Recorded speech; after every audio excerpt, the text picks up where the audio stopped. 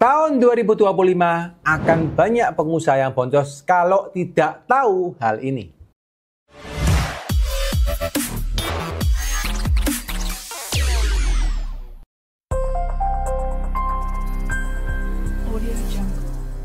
Oke guys, hari ini saya akan memberikan informasi kepada teman-teman terkait dengan aturan yang akan menjadi hal yang penting untuk Anda perhatikan saat ini ya. Terutama buat teman-teman yang sudah menggunakan tarif UMKM dari tahun 2018.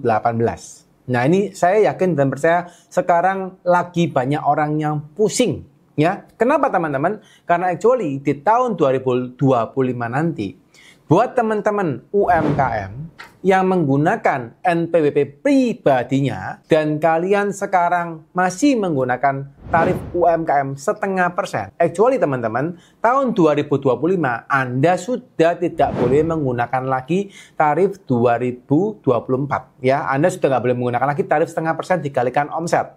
Anda harus menggunakan tarif normal. Nah, ini yang menjadi salah satu dilema buat pengusaha-pengusaha UMKM. Kenapa? Karena biasanya di tahun 2024 sebelumnya itu, teman-teman banyak yang menggunakan tarif UMKM dan itu cara bayarnya gampang banget. Ya, gimana kok gampang banget? Iya, karena Anda tinggal kalikan aja omset Anda secara perorangan dikalikan 0,5%. Dan itu tinggal Anda bayar di bulan berikutnya. Jadi misalnya Anda punya omset nih di Januari 2024, Anda di Februari ya 2024 ya maksimal tanggal 15, Anda sudah harus bayar PPh UMKM-nya 0,5% ya dikalikan omsetnya Januari. Oke? Dan biasanya teman-teman UMKM itu seringkali tidak membuat pembukuan ya, atau hanya mungkin Anda cuma membuat pencatatan atau kadang malah Anda cuma kira-kira saja. Nah, ini yang jadi PR teman-teman. Kenapa? Karena actually tahun 2025 ini tidak bisa lagi Anda gunakan. Kenapa? Karena Anda harus kembali ke tarif normal. Berapa Pak tarif normalnya? Nah, tarif normal teman-teman adalah 5%, ya, 15%, 25%, 30%, dan 35%. Nah, ini teman-teman dihitung dari Anda punya profit bersih. Nah, masalah teman-teman, ketika dihitung dari profit bersih Anda, ya, seringkali kalau Anda punya keuntungan, ya, keuntungan Anda, anggap aja Anda punya untung bersih ya, lebih daripada misalnya 5%, otomatis waktu Anda bayar dari profit bersih, persentase tadi yang 5, 15, 25, dan sebagainya itu akan menjadi besar pembayaran pajaknya. Dan dibandingkan dengan tarif UMKM Anda yang 0,5% tadi dikalikan omset, akan jauh sekali pembayarannya yang harus dilakukan. Dan ini biasanya pengusaha-pengusaha tidak rela bayar. Ya, saat ini saya yakin dan percaya banyak pengusaha yang lagi pusing. Waduh Pak, saya omsetnya masih UMKM Pak. Ya, saya omsetnya 4M Pak, misalnya setahun. Ya, untung saya berapa Pak? 10%. Ya, saya dapatnya 400 juta. Sekarang Pak, biasa saya bayar Pak 4M dikalikan 0,5%. Misalnya ya, let's say berapa? Berarti kalau 4M dikalikan 0,5%, berarti bayarnya kurang lebih 20 juta. Benar nggak sih? Iya 20 juta, benar. 20 juta rupiah yang dibayar. Nah sekarang, begitu 400 juta, let's say yang ngawur-ngawuran aja ya, tak kalikan persentase yang 25% lah. Bayarnya hampir mungkin ya, antara 50 sampai 100 juta. Naiknya jauh banget. Nah, dari sana mulai timbullah ketidakrelaan. Wah, Pak bayarnya banyak banget ya Pak ya. Wah, saya harus pakai apa Pak? Pakai norma kah Pak? Mungkin bisa, tapi belum tentu lebih murah juga kan gitu. Akhirnya teman-teman, apa yang dilakukan? Nah, mungkin yang bisa Anda lakukan adalah apa? Anda bukalah ke rekening CV, ya. Atau Anda buka ke rekening PT. Berarti apa? Anda buat usaha baru.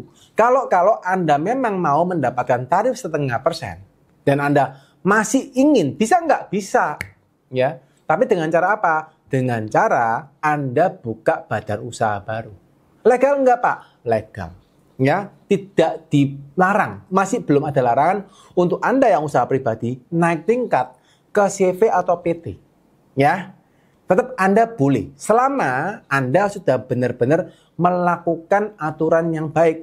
Dalam artian apa? Ya Anda buat CV yang resmi, Anda buat rekening CV yang resmi, dan omset pribadi tadi Anda pindahkan ke rekening CV yang bersangkutan atau PT yang bersangkutan. Ketika teman-teman sudah buat rekening CV atau buat CV baru, ya, dan sudah dipindahkan, let's say 2025 Anda mulai atur nih, let's say ya Anda 2024 akhir sudah hubungi notaris, oke Pak aku tolong dibuatkan CV dan sebagainya gitu ya.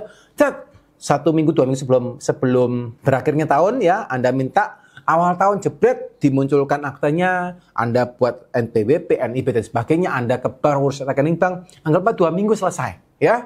Langsung Anda gunakan CV baru. Maka CV itu berlaku di 2025 awal. Dan omset Anda dari pribadi langsung dipindahkan semua ke CV. Nah, maka teman-teman, di pribadi akan pelan-pelan Anda hilangkan omsetnya. Ya, semua Anda pindahkan ke CV.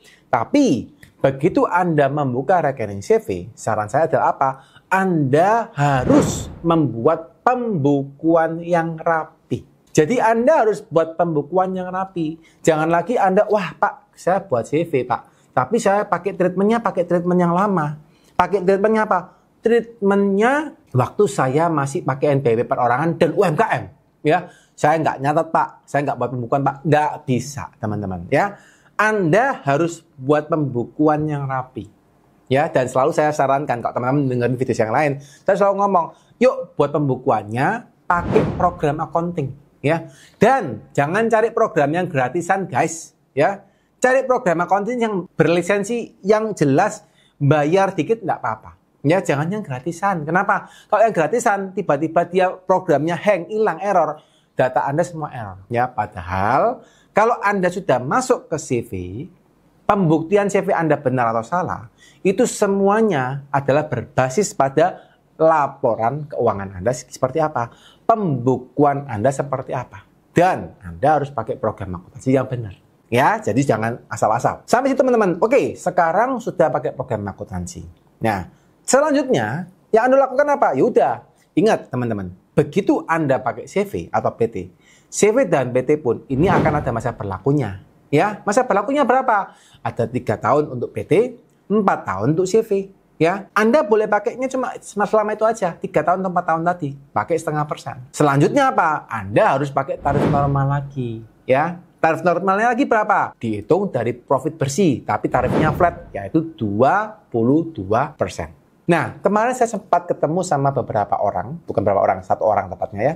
Ya beberapa orang sih, karena 1 kali event ya. Kebetulan dari seperti ini ada teman-teman yang minta konsultasi private ke saya ya, ketemu online ketemu offline ya dengan saya. Terus beliau cerita bahwa beliau masih menggunakan strategi. Nah, ini teman-teman penting ya. Masih menggunakan strategi dengan cara apa? Dengan cara dia membuka banyak rekening pribadi. Jadi cerita gini, Pak saya nggak mau Pak kena yang UMKM, saya nggak mau kena tarif normal Pak.